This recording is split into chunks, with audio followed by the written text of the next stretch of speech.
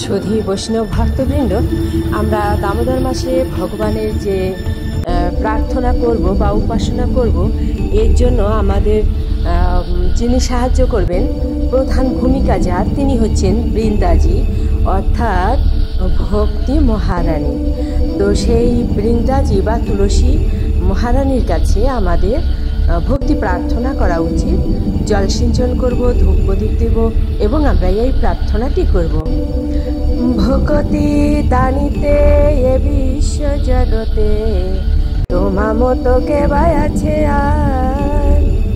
নমো নমো নমো ভকতি জননী, নমো নমো নমো শ্রী চরণে তোমার।